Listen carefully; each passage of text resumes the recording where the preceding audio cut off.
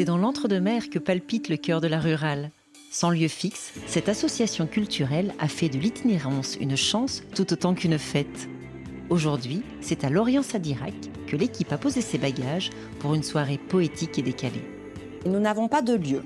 Donc c'est la spécificité de cette association culturelle et on mène le même travail par exemple qu'une salle de spectacle qui a un lieu. Donc on fait de la diffusion de spectacles vivants, on accueille à peu près une quarantaine de spectacles à l'année sur une saison culturelle et aussi des temps forts comme des festivals. Et on a aussi un travail de médiation et un accompagnement, un soutien à l'aide à la création artistique. C'est un petit peu le début de la boucle.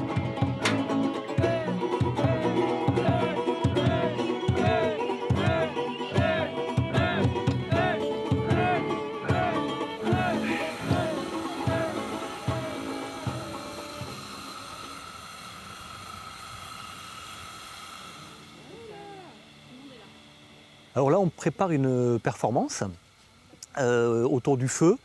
Donc avec ma compagne Valérie Blaise, depuis plusieurs années, on a mis au point des cuissons un petit peu particulières en céramique qu'on a baptisé raku punk. Alors le raku, c'est plus qu'une technique, c'est une philosophie au Japon, c'est lié à la cérémonie du thé, au zen, hein, ça apparaît au XVIe siècle. Alors nous, on a enlevé le côté zen et on a mis un côté punk, parce que c'est plus rigolo. Et là, la Rurale nous a proposé de faire une collaboration avec la compagnie Silex, principalement Pascal Ducos. Donc là, on va mélanger un petit peu sa science des artifices, mais il ne fait pas que de l'artifice, c'est quelqu'un qui fait des spectacles autour du feu également.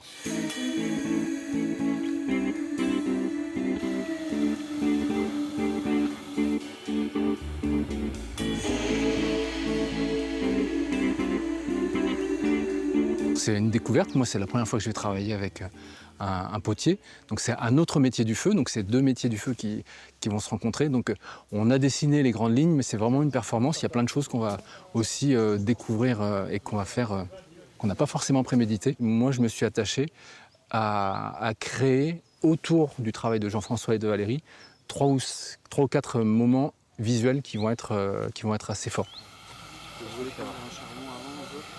Ah, on va pas tout vous dire. Il va y avoir un côté assez brutal, peu importe l'esthétique, peu importe si la pièce est éphémère, on n'a pas de limite, un peu comme les punks qui ne savaient pas jouer mais ça ne fait rien, ils y allaient, quoi. Voilà.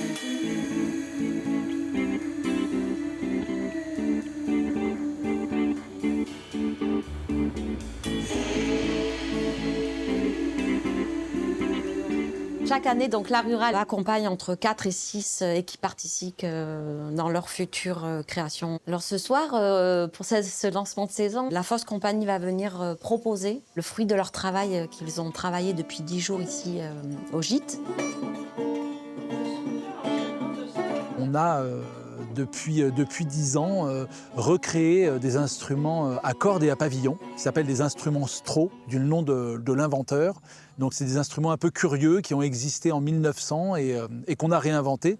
Et donc on joue avec ces instruments-là. Pour l'instant, on ne sait pas trop encore ce que va être cette création. On est un peu on va dire en expérimentation et on a aussi envie de construire cette création dans le lien avec le public.